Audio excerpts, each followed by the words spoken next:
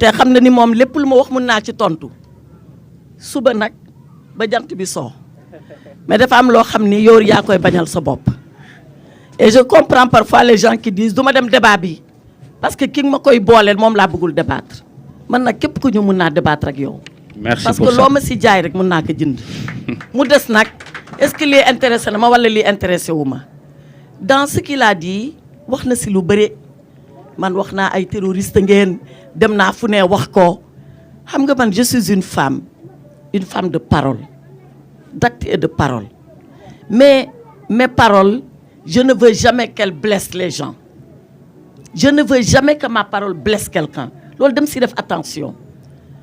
Quand j'ai parlé de terrorisme j'ai parlé d'acte dama koy wax nag parce que wax bi dafa gudd dafa yàgg j'ai parlé d'acte de terroriste à l'Union européenne dafa mel ni loolu sax ñoom kenn jàpp ko mais loolu lu tax ñu siy téye parce que peut-être dama ko wax Union européenne mais wax naa ko fii Assemblée nationale Sénégal ndax man Assemblée nationale bi ma bokk laa gën a respecté que Union européenne fii laa ko njëkk a waxee wala fii laa ko mujjee waxee mais comme wax naa ko ci tubaab yi rek waa dem nga dëkk tubaab yi nag ñun ay terroristes lañu dañ ma ne c'est quoi le terrorisme je parlais de ces 2 jeunes filles qui ont été brûlées vives dans le bus yéen a ngi fàttaliku loolu ñu ne ma ne leen c'est la violence gratuite qui s'abat contre quelqu'un qui peut-être ne partage même pas votre cause votre combat votre idée ma définir loolu bi ma ko waxee dama ko définir leneen li si des mooy ñu ne man def naa lii en tant que ministre de la justice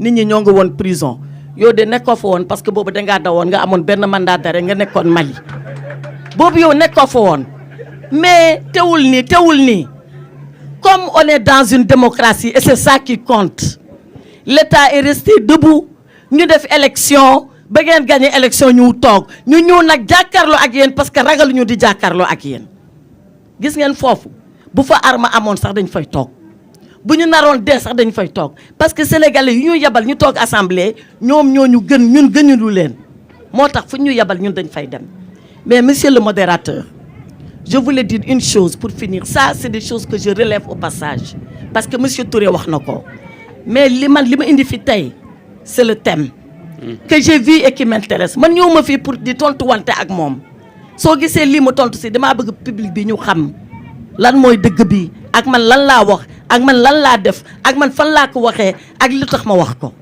mu jeex du woon pour di ko tontu moom naka xam beneen bi mooy thème bi ma indi thème bi on a interpellé les acteurs politiques man nag j'ai lu l'art de la guerre vous avez lu l'art de la guerre lui le sociologue il a lu l'art de la guerre de Sun Tzu qui a dit Sun Tzu voilà c'est Sun Tzu dans l'art de la guerre Sun Tzu raconte comment quelqu'un peut se tromper de combat mais il ne se trompe jamais d'adversaire man je peux me tromper de combat mais je me trompe pas d'adversaire yow doo sama adversaire ñi fi nekk kenn si ñoom du suñu samay ay adversaire je suis venu parce qu'on m'a dit quel peut être le rôle des acteurs politiques dans la consolidation de la cohésion nationale loolu ma indi mais indiwuma fii yaa defoon lii yaa waxoon lii yaa nag loolu bu ñu si duggee di ngeen sa bëgg yénte doo leen ko mën te da ngeen yàq seen panel c'est vrai alors je reviens à la question allez-y man dama yaakaar ni fu ñu tollu tey la responsabilité des politiques dans la cohésion nationale elle est plus que grande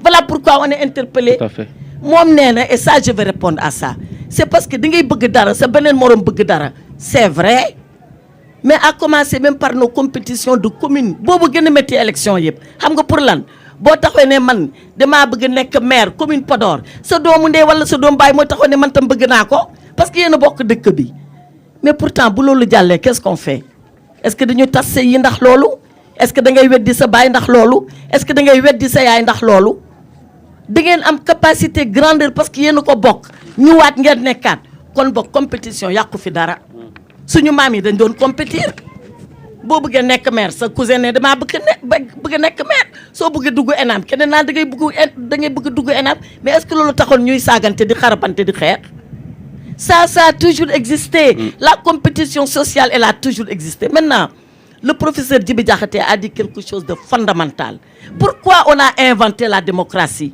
d'ailleurs seulement pourquoi on a inventé les lois mais on a inventé les lois pour que les gens vivent dans un espace de compétition, de contradiction, mais en paix.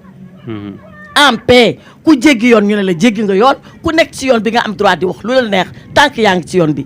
Aller jusqu'au bout de la loi, mais jamais au-delà de la loi. Tout à fait. Voilà les règles de la République et de la démocratie. Maintenant bu ñu àggee fii nga xam ne yow bu ñu la saaga sax nga ne ah man de saaga nañ ma mais c'est pas grave ñëpp la ñuy saaga ah même xalif généraux yi dañ leen di saaga mais est-ce que Sénégal boobu war nañ nangu di fa dund. Mais est-ce que ça c'est le Sénégal? Voilà la question qu'on doit se poser. Et c'est venu comment? C'est venu de mon point de vue ignorance politique, manque de civilité aggravé par les réseaux sociaux. Ku mu neex wax. On avait dit en français, c'est quoi les réseaux sociaux? Il a dit c'est quand les idiots qui n'étaient que dans le petit café à insulter les gens ont maintenant droit à la parole universelle. C'est Oumar Eco qui dit ça. Donc loolu bu amee il faut ñun ñu yedd suñu bopp yar suñu bopp. Mais ku yar da nga yaroo sa bopp. Ana kuy bëgg yar te yow yaroo. Maintenant vous personnellement. Donc moi je pense que nous devons faire une introspection, nous les politiques. Savoir que nous devons faire preuve d'exemplarité. D'exemplarité. Noo yeewoo suba nga sangu mais pourquoi ngay sangu yow? Pourquoi ngay sol yére bu rafet da nga respecter sa bopp mais noonu nga war a respecter keneen ki. Naan li ma def man tey ci suba kii lii la def kon boog su ma taseeg moom dama ormal sama bopp dama koy ormal moom am na loo xam ne man duma ko wax ak quel que soit alpha. Mais nag quand l'arène politique elle est sèche d'idées idée amatul culture amatul saaga rek moo fay des. Saaga rek moo fay des. Donc notre responsabilité aujourd'hui et j'y reviens c'est de former nos militants. Les écoles du parti c'est pas un mot vain. Dañ ko war a am di leen former ci seen attitude di leen former ci seen jàng di leen former ci idées yi ñu leen di may ku nekk ngay défendre sa idéologie wala sa quelque idée politique. Il a cité Fukuyama tout à l'heure qui avait dit c'est la fin de l'histoire. C'est Francis Fukuyama, un Américain d'origine japonaise qui l'avait écrit 1992 en disant le mur de Berlin s'est effondré, il n'y a plus Est, il n'y a plus Ouest. Nous vivons dans le monde où seule la confrontation matérielle va avoir la primauté. Mais on a vu que ce n'est plus ça. Ce n'est pas la fin de l'histoire, au contraire, c'était le commencement de l'histoire. Et comme l'histoire commence, soyons les vrais auteurs de ce commencement. En nous éduquant nous-mêmes, en transmettant ce que nous avons reçu, man demal loolu mooy sama rôle, à des enfants qui arrivent, qui disent j'ai peur d'aller en politique maman. Pourquoi? Parce que dañu may saaga. Ma ne non ñi lay saaga xamuñu politique yow ñëwal ñu jàngal la comme ça nga jàngal leen ñoom. Voilà moi quelle est ma responsabilité et voilà ce qui m'amène ici. Mais pas di tontuwante pas di waxante loo xam ne amul benn njëriñ parce que li ma waxoon maa ko wax li taxoon ma waxoon ko xam naa ko buñ ma laajaatoon dinaa ko wax. Et dinaa ko expliquer ba mu leer. Ça n'a aucun sens de le rappeler ici. Inclusion, article 29. Article 29, ça va arriver à l'Assemblée nationale.